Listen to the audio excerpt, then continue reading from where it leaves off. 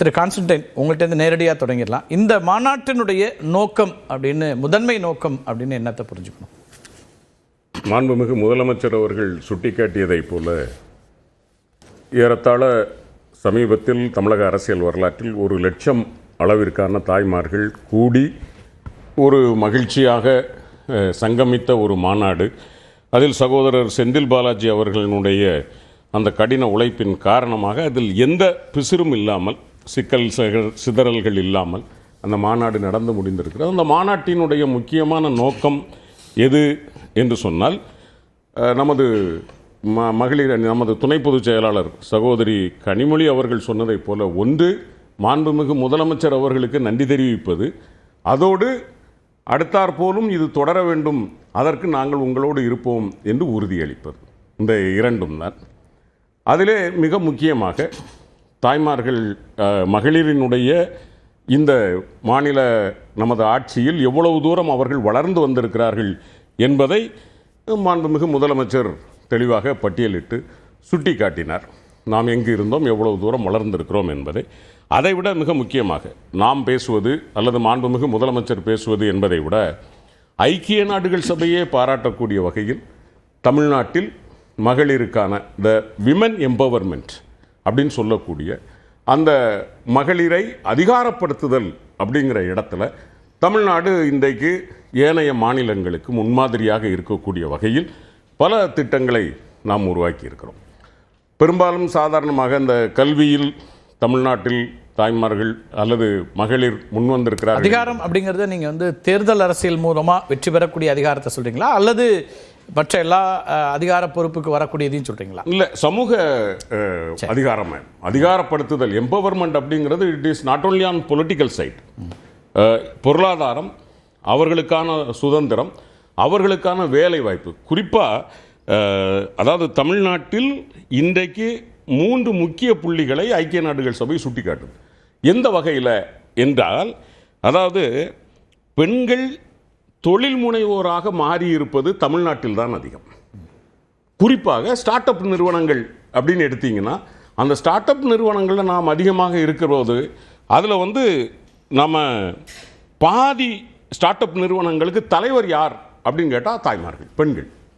அப்போ ஒன்று பொருளாதாரம் அவர்கள் கைக்கு வருகிறது, இன்னொன்று அந்த நிர்வாகத்தில் அவர்கள் தலைமை பொறுப்பில் இருக்கிறார்கள். அப்படி பார்க்கிற போது அவர்களுக்கு அந்த அதிகாரம் நாம் இன்றைக்கு அதை ஃபவுண்டரா இருக்காங்களா, சிஇஓவா புரிஞ்சுக்கிட்டு கேட்குறேன். அது ரெண்டுமே அதிகாரம் தான், ஆனால் நான் புரிதலுக்கு கேட்கல. ஸ்டார்ட் அப்ல நிறைய இதில் அவங்களே ஓனரா இருக்காங்க. ஆமாம், அவங்களே இன்வெஸ்டர். ஏன் அப்படின்னா, ஏறத்தாழ நம்ம ஆண்டுதோறும் 25,000 கோடியிலிருந்து 35,000 கோடி அவர்களுக்கு கடன் உதவி. அதில் ஒருத்தருக்கு 10 லட்சம் ரூபா கொடுக்குறோம், 25% அதில் மானியம். அந்த அளவுக்கு நம்ம கொடுத்துருக்கும் போது ஏறத்தாழ இன்றைக்கு அந்த அளவுக்கு வளர்ந்துருக்கிறாங்க. அதே மாதிரி கல்வியில் குறிப்பாக இந்த நம்ம புதுமை பெண் திட்டம் அது கொடுத்ததற்கு பிறகு 34% பெண்களினுடைய உயர்கல்வி கூடியிருக்கு.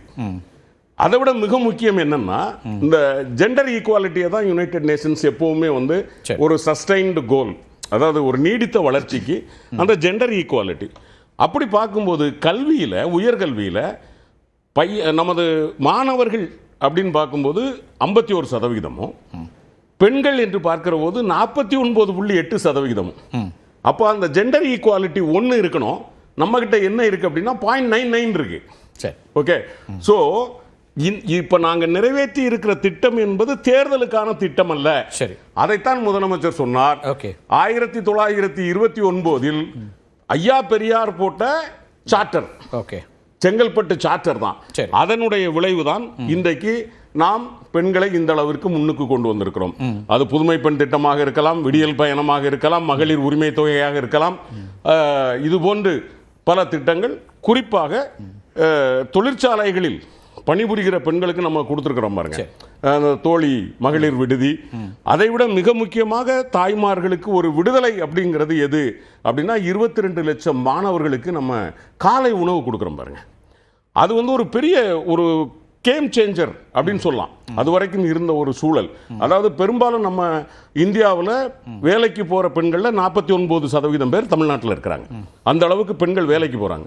அப்போ உங்களுக்கு தெரியும் அவங்க வேலைக்கும் போகணும், அதே சமயத்தில் காலையில் பிள்ளைகளுக்கு இந்த உணவும் தயாரிச்சுட்டு போகணும். இந்த ஜெண்டர் ஈக்குவாலிட்டி பற்றி சொன்னீங்களா, அதில் என்ன சொல்கிறீங்க? இப்போ அது வந்து என்ன அடிப்படையில் சொல்கிறீங்க? வேலை வாய்ப்பா அல்லது கல்வியா, எதில் சொல்கிறீங்க? கல்வி. சரி, கல்வி வந்து முதல்ல. சரி, அப்புறம் வேலை வாய்ப்புலையும் அந்த ஜெண்டர் ஈக்குவாலிட்டி இருக்குன்னு சொல்ல வரேன். அதாவது 50% இதோட கிரெடிட்டை வந்து நீங்க பெரியார் அவர்கள தொடங்கி கொடுக்குறீங்க, அப்படிதானே? நீங்க மற்ற எல்லாமே இந்த 5 ஆண்டுகள்ல இந்த ஆட்சியில கொண்டு வரப்பட்ட திட்டங்கள்னு நீங்க சொல்லக்கூடியது. ஆமா. ஆனா இந்த ஈக்குவாலிட்டி வர்றது ஒரு 5 ஆண்டுல வந்துராது, தொடர்ச்சியான நிகழ்வுகள். அதுதான் நான் சொன்னேன். அந்த சார்ட்டர் அப்படிங்கிறது கொஞ்சம் கொஞ்சமா நிறைவேற்றிட்டு வர்றோம். அதுல இந்த 5 ஆண்டுகளில் ஒரு பாய்ச்சல் நடந்திருக்கிறது. அதைத்தான் சொல்றேன். இந்த 5 ஆண்டுகளில் மிக வேகமாக நாம் கற்பனை பண்ணி பார்க்க முடியாத அளவிற்கான முற்றிலும் தாய்மார்களினுடைய அல்லது பெண்களினுடைய உயர்விற்கான ஒரு ஆட்சியாக இந்த ஆட்சி நடந்திருக்கிறது என்பதற்கு அத்தாட்சியாகத்தான் இந்த மாநாடு நடந்திருக்கிறது. எனவே சகோதரி கனிமொழி சொன்னதை போல் தாய்மார்கள் தங்களுடைய சகோதரனுக்கு நன்றி சொன்னது முதலமைச்சருக்கு, சகோதரனுடைய ஆட்சி தொடர வேண்டும் என்று சகோதரன். தேர்தலும் அதுல ஒரு மையப்புள்ளியா இருக்கு. ஏன்னா நடக்கக்கூடிய நேரத்தை பொறுத்து அப்ப அந்த இடத்துல உறுதியாகவே நான் அதை மறுக்கல. சரி, அதாவது சமூகத்தில் அதுலதான் கேட்கிறேன். தேர்தல் ஒரு அது இருந்தாலும் தவறு இல்லை, அது உங்க வியூகமாக இருக்கலாம், அல்லது இந்த நேரத்தில் அதை கன்சால்டேட் பண்றோம்னு சொல்லலாம், இதெல்லாம் இருக்கலாம். அதில் தான் இது மேற்கு மண்டல வாக்குகளை கன்சால்டேஷனா இல்லை மகளிர் வாக்குகளுக்கான கன்சால்டேஷனா, அதை எப்படி புரிஞ்சுக்கிறது? இது வந்து மொத்தமாக வந்து மகளிருக்கானது தான். 1,00,000 பேர் கூடி அவ்வளோ தூரம் சொல்கிறாங்க அப்படிங்கிறது மேற்கு மண்டலத்தினுடைய மகளிர் அணி தான் நீங்கள் அதில் சொல்லி 6 மாவட்டங்கள் அப்படிங்கிறதுனால ஸோ மோர் கான்சென்ட்ரேஷன். சரி, அதில் வந்து மேற்கு மண்டலத்தில் முதற்கட்ட கருத்தை எடுத்துக்கிறேன். திருமதி விஜயதரணிகிட்ட இப்போ ஒரு பெண்கள் வாக்குகளை நாங்கள் இவ்வளவு திட்டங்களை செஞ்சுருக்கிறோம், மீண்டும் இந்த ஆட்சி தொடர்வதற்கு அவரே முதலமைச்சரே சொல்லியிருக்காரு, விமன் பவர் தான் அடுத்த ஆட்சி தொடருதுன்னு சொல்லக்கூடியதா இன்னைக்கு மாறி இருக்கு அப்படிங்கிறார். அப்போ அந்த இடம் ஒரு சவாலாக மாறி இருக்கா பாஜக அதிமுக கூட்டணிக்கு? இல்லை, இங்கே நீங்கள் பார்த்தீங்கன்னா ஒரு பக்கம் அரசு ஊழியர் போராட்டம், இடைநிலை ஆசிரியர்கள் போராட்டம், தூய்மை பணியாளர்கள் போராட்டம், விவசாயிகள் போராட்டம், குடிநீர் மரணங்களால் குடிநீரில் வந்து கலந்த விஷத்தால் மரணங்கள், அதனால் கிராமங்கள் போராடுகிறது. சரியான குடிநீர் வழங்காதனால போராட்டங்கள் கிராமங்கள் தோறும் அங்கே மறியல் போராட்டம் நடந்துக்கிட்டு இருக்கு. இப்படி போராட்டங்களாக தமிழ்நாடுங்க நடந்துக்கிட்டு இருக்கு. ஆனால் திமுக மட்டும் கொண்டாட்டங்களாக நடத்திக்கிட்டு இருக்கு. இதுதான் இதில் பார்க்க வேண்டிய விஷயம். வெறும் கொண்டாட்டங்கள். அங்கங்கே ஒரு மண்டலத்தில் பெண்களை கூப்பிடுறது, இளைஞர்களை கூப்பிடுறோம் அப்படின்னு சொல்லி வண்டியாக கொண்டாந்து காசு கொடுத்து கூப்பிட்டு வந்துருவாங்க, உட்கார வைப்பாங்க. உடனே இருக்கலாம், சில அரசியல் கூட்டத்தில் இருக்கு. என்ன சிக்கல்னா அப்படி சொன்னோம்னா இன்னைக்கு எதிர்க்கட்சி தலைவரும் பரப்புரையில் இருக்காங்க, அங்கேயும் கூட்டம் வரும். இயற்கையா வர கூட்டத்துக்கும் செயற்கையா வர கூட்டத்துக்கும் வித்தியாசம் தெரியும். நாங்க கண்டுபிடிச்சிருவோம். அதனால அந்த வகையில வந்து இன்னைக்கு கூட்டங்களை வர வச்சு இப்படி ஒரு ஜிமிக் ஷோவை கொண்டாட்டங்களை நடத்திக்கிட்டு இருக்காங்க. ஊரெல்லாம் ஜாட்கோஜியோ ஒரு பக்கம் போராட்டம் நடத்திக்கிட்டு இருக்காங்க. அது மாதிரி பல்வேறு போராட்டங்கள் தமிழ்நாடுங்கும் போராட்டங்கள்ல கைது ஆயிட்டு இருக்காங்க, கைது பண்றாங்க. அப்படி இருக்கும்போது கொண்டாட்டங்களா இப்ப தேவை?